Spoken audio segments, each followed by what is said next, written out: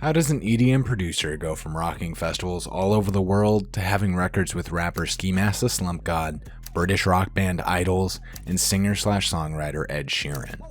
Kenny Beats has gained a massive following through varied production and collaborative efforts with people such as Key, Rico Nasty, and Denzel Curry.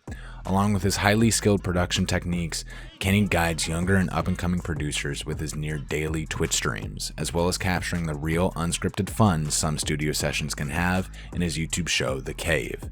Being an everyman in the world of music and production, Kenny Beats has already earned his place in hip-hop's Hall of Fame.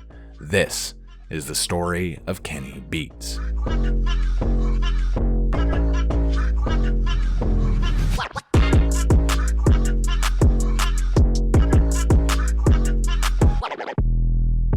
Award-winning artist and producer Kenny Beats works in all genres, whether that be hip-hop, R&B, funk, or even metal, and it's because of his vast love for all things music.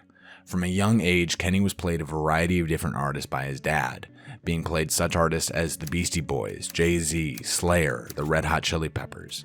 These artists, and specifically the production of their songs, impacted Kenny's own musical ability. Along with that, Kenny had an affinity for instruments, picking up such things as the guitar, the bass, and drums.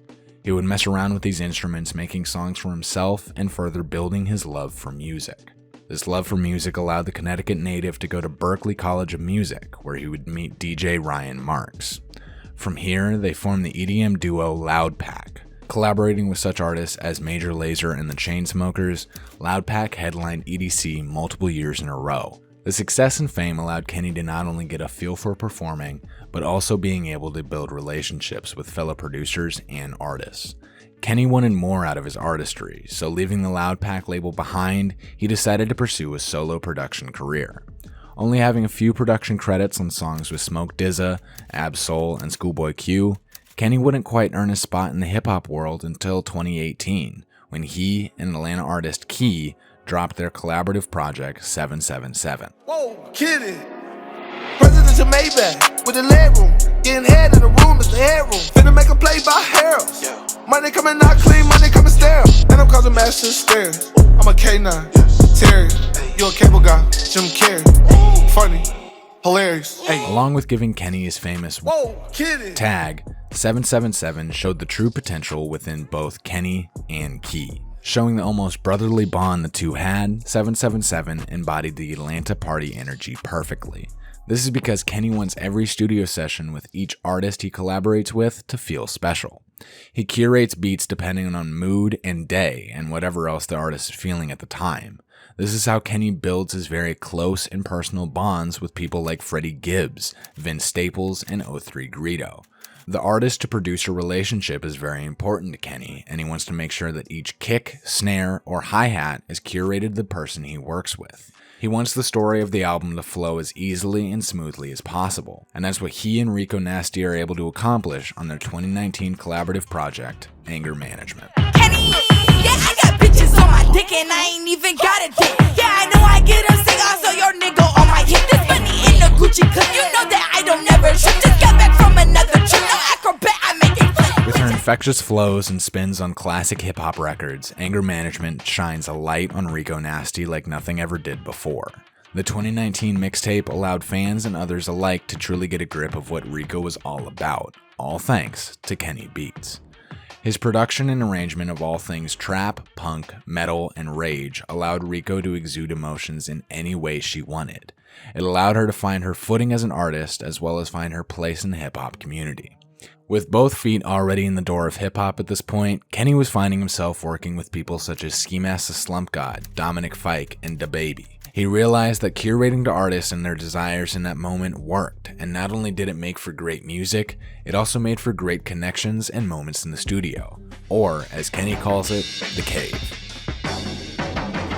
With quite a few hip-hop connections under his belt, Kenny was inspired by talks after studio sessions to start his YouTube series, The Cave. Starting in early 2019, The Cave would be a show where he'd sit down with a different rapper every other week for about 30 minutes to an hour and just make a fun song specifically for the series, with the specific intention to just have fun and not overthink anything, or, in Kenny's words, don't overthink shit.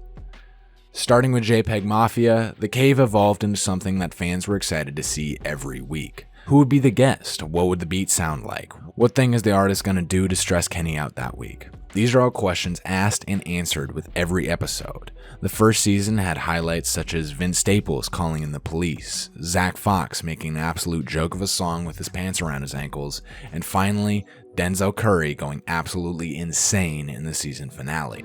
Oh, flames all on my body like I'm Charmander. Denzel in a pond like a salamander. Came through and you know I got the right answer. Everything a nigga spit shit is all cancer. All A's, all ballpoint blades. Niggas don't know about me, they all fade. Sins of the moon, of the motherfucking sun.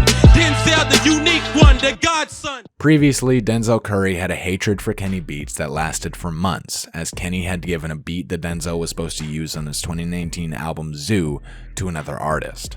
A year or so had passed after this incident, and Denzel decided to check out The Cave after hearing great things about Freddie Gibbs' work on the show. After liking what he heard, he decided to set everything aside and try working with Kenny again. From there, he starred in the season 1 finale of The Cave, which then immediately followed by the studio sessions that resulted in Unlocked. Like Frederick Douglass, it's time to pick my brain apart. Looking at the menu, motherfucker, I'm the man with art. The patriarch of this zoo shit, never no food shit. Try to sue this, we end up on Sun Tzu shit. And you don't want that, buddy, there's no combat. Act straight to pick you a season for you to come back. A 72-hour studio session resulted in this 8-song EP by Denzel Curry and Kenny Beats. Unlocked took inspiration from hip-hop legends such as MF Doom, Wu-Tang Clan, and DMX. This album not only mended the two's working relationship, but overall strengthened it. Kenny went out of his way to cancel his scheduled studio sessions during that time and continued the unbelievable working energy the two had. Unlocked, along with its 24-minute short film, was dropped in February of 2020, right before the coronavirus pandemic.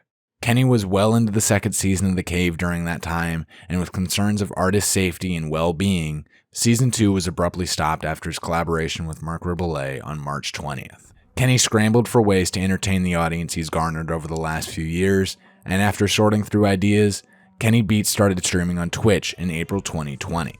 Trying to find his place in this new medium, Kenny is found doing near daily Twitch streams where he helps young producers and artists with tips and tricks on how to succeed in the music business, how to improve your beat making skills, and many more.